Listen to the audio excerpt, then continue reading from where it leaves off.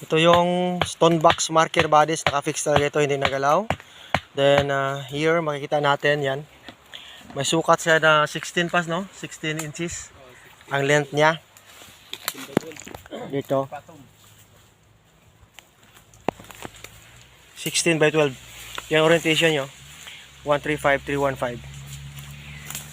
Ang load nito bodies nasa harap.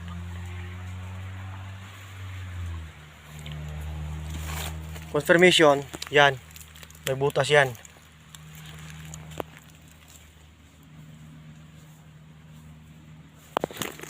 Kasi yung dalawang daliri. Sa kabila may animal head marker. Ito siya. Ulo. May mata sa side. Yan. Directional to. Ito yung ano niya, dulo ng head, animal head. Papunta na dito sa target dig site natin. Ito yung spot dito. Malakihan to eh. Okay? So, ganun siya ang remapping nito. Itong hole na to, kapag dito sa top, direct under tayo. Pero, sa sitwasyon nito, hindi direct under. In front. Kasi andito nga yung hole na kasya yung dalawang daliri. So, ibig sabihin, abante tayo in front.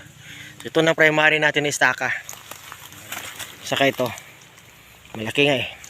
Okay, so yan. Para makita nyo lang ang mga legitimate marker. Stone box yan, surface drill marker. Pero pag makuha natin sa ilalim yan, na gano'n na marker, opening yan, direct under. Pero pag nasa labas pa, tingnan natin kasi may on the spot, mayroon ding in front or direction na sinambaya ng animal head marker. Yan, so ganyan sa body sa decoding nito. Yan, kita nyo. Ito siya. Kati talaga, nakabox talaga. So thank you for watching. Bansay.